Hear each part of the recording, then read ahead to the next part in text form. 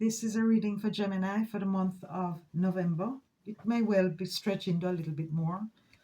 That's just a saying. It really doesn't matter when you see it. It might be for you whatever time. So take what resonates and what does not, just leave it out. I'm going to tell you a story. It's not up to me to decide whether the story is true or not. I'm just going to tell you what I'm seeing and you see if you can make sense of it for yourself. Okay, for major arcana, which are soul lessons and the bigger things in life, here I have counted 3 cards. We have justice, we have death, and we have the devil. So you are all like here between the devil and the deep blue sea.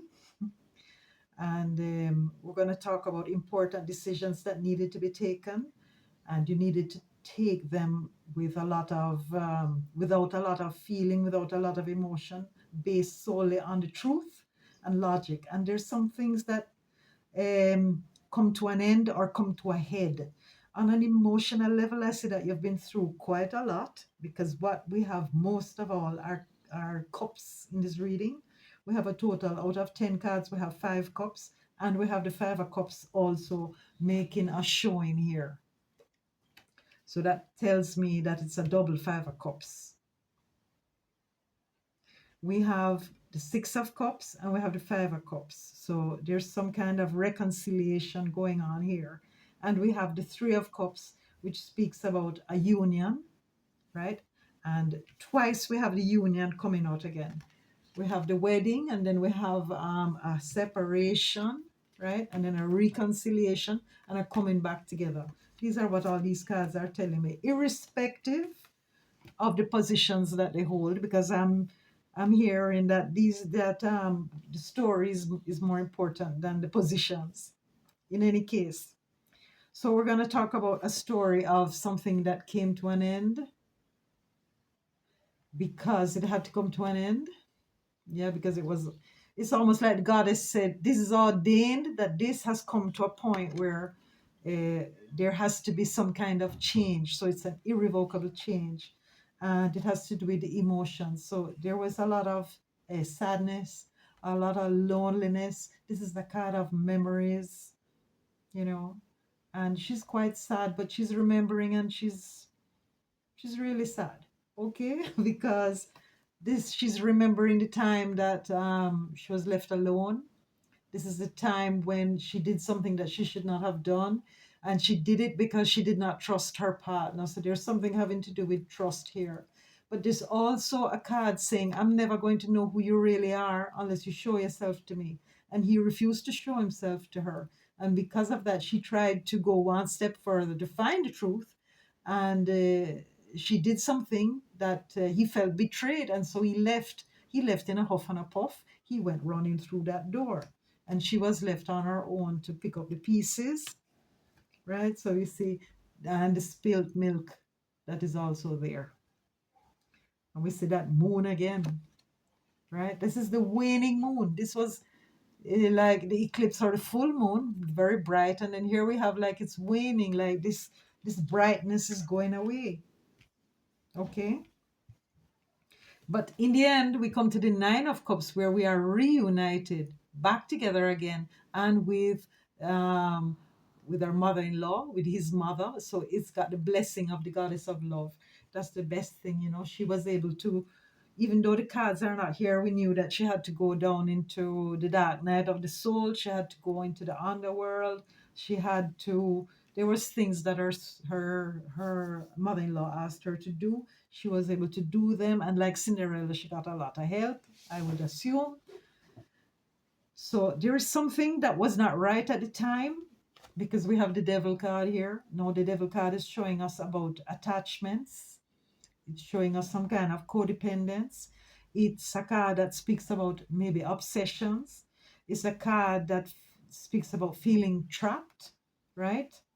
And he's actually, it's a kind of feeling manipulated, because he's pulling the strings of the two of them. Then at the last card, we have the 7 of Wands. Now in the 7 of Wands is the first time that a wand has appeared. So wands have to do with action, because there was absolutely no action here.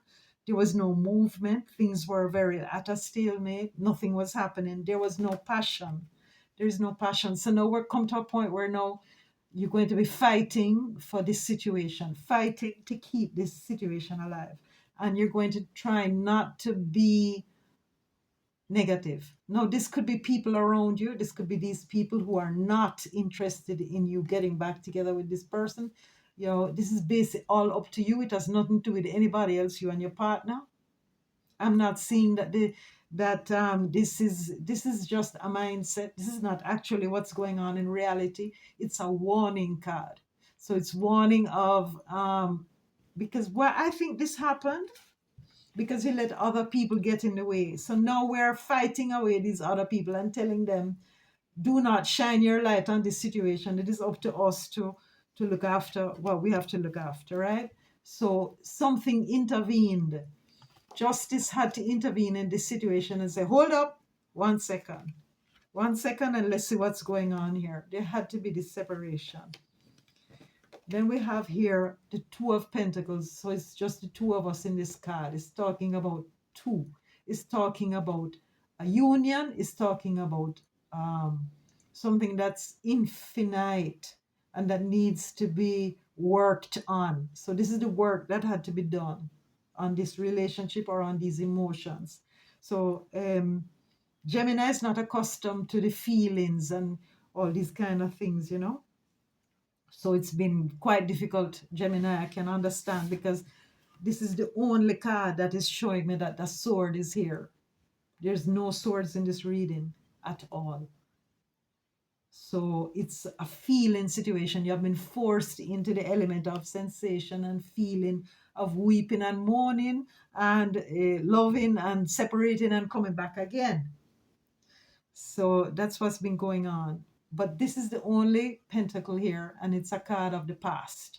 So it's like the contract that we decided to do was we're going to take things apart here and we're going to start working on them to see what is the connection here. So if there's only one pentacle in this reading, it means that somewhere there's the Ace of Pentacles. So there's a new beginning, right? There is also only one wand, which is telling me that implicitly there is a Ace of Wands in this story, which is going to tell us that this is also another new beginning, a fresh and bright new beginning, but one in which passion has come back to the situation where we're going to be taking actions that are for our betterment. And anybody who is trying to get in the middle of this situation will have to move to the side, move over, roll over, like, please, out of my way. Because this is like Alone Against Rome, you see? He's got all these people that are trying to undermine his progress. That's how it is. But something is coming up in the near future where there is going to be a reconciliation. There is going to be a celebration of some kind, right? Where everything is going to be all right.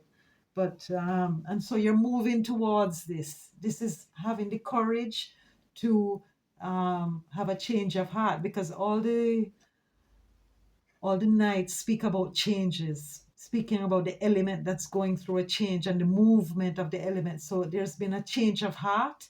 There is moving towards a reconciliation as well, right? Wanting to make things, wanting to deal with this situation, because since there are no swords, there was no communication. This is something that was just cut, right? So you're going to come to understand a lot of things here. So there is a calling back. I'm calling back a situation, right? And there is a lot of fear because we're not really sure what's gonna happen. So the devil card here is saying, I fear that I might be too compromised in this situation. I don't want to give over so easily, but it's a card of unbridled passion, as you know, as well. So that's another point. And so it means a lot of energy is going to be put into this situation. And when I see these two cards together, I know that she is going to temper this situation. So both people have to come to work together on this. There has been something going on in the background that neither of the two was aware. And it just began to become a beast in the what was keeping them in this stronghold, right? Each one may have demonized the other in a certain way because I'm just not having it. This is what this card is saying. You left, so I left, and then there's a lot of misunderstanding here, a lot of emotions gone wrong, and so it was easier to just, she stepped in and she said, "Halt." Okay, we can't have that anymore. And so that came to an end. And everybody here is really in the deep unconscious side of you. You understood and you agreed that this is how it was gonna be, right? Because if there sometimes you need the separation to find out what it is you're feeling. You need to come back to yourself. You need to take those walks by the beach. You need to commune with your own feelings, and you need to remember certain things, right? So here we're back at the same point, and she's remembering and he's remembering. So good for both of you. So this separation has come to an end. There's going to be a reconciliation. So that's very good for Gemini. And yes, Gemini was thrust outside of his comfort zone. He said, "Now it's time for you to feel. You won't be able to talk your way out of this. You're going to have to feel your way out of this." So that was what is required. Now, if you've been watching all the readings, you'll notice that these are Gemini's cards, as were the cards for Taurus and Aries. These cards do not come back into circulation because they belong to a certain zodiac sign. So we're going to talk about something different when we talk about each sign. Why? Because it's what the cards want to do. So we're going to do it the way the cards want to do it. Right? If not, I would be putting everything back together and shuffling again. And that's not the way I do things. I do things when I come to the last card, the reading is over. So this session of cards is going to be over. Okay, sorry about that, admin, just to get an idea. Sometimes, if you listen to all the readings, you will get information about different areas of your life. So wherever Gemini is in your chart, if it's in the fourth house, you're going to be talking about a family situation. If it's in the seventh, it's definitely a relationship. But according to the mythic, a relationship, any kind of where, any kind of place, right? We're talking seventh house and eighth house, right? And 10th house. So families is included here in the 10th. We have to work on it. We have to become responsible. This is Capricorn here. This is Libra, and this is Scorpio. So we're having a new moon in Scorpio. So Gemini, we have to see where Mercury is. I'm not up to all of it, but you well know. So here's the relationship that's on the board. So things are not always black and white, right? Because she's like saying, but she wants it to be black and white. She's saying it's either yes or it's either no. There is no gray matter and there's no in between.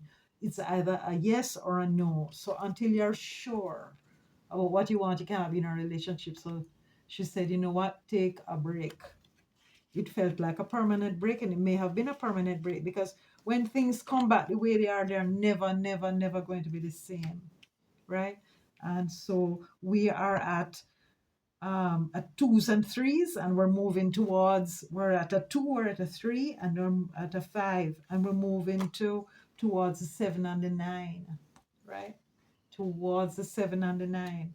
It doesn't matter what the position is, Gemini. So this is not something that you can rationalize about what you're feeling. You're just going to have to go deep into the feelings with the sun in Scorpio. And so there's going to be a transformation here.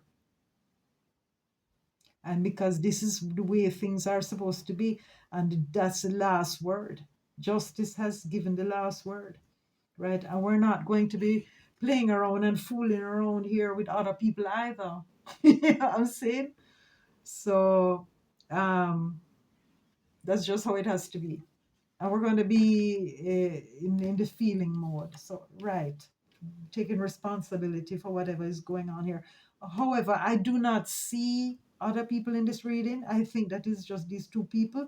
If there is any other person, they're not absolutely important at this time, or they may have gone to move to the side because, like I say, when this happened, everything happens. When you're in a third party situation, Let us say that one of the people are married and there is a lover on the side. When the marriage is over, the lover falls to the side because the lover was the glue or the scotch that was keeping the marriage together. Something like that we're talking about here. Okay, I have nothing more to say to Gemini. I think the story has been told, and that is the half that was never told. So, um, we have the one of the nicest cards here. It's a card of Prince Charming. It's coming back. It's very romantic. It's actually gonna tell you the way that they're feeling, and they're going to be sincere. They're not going to hide it anymore. They're not going to put on a show. This is going to be the way it has to be, and this is going to be blessed. It's already blessed by the God of love, goddess of love. So good for you, Gemini, and I wish you all the best.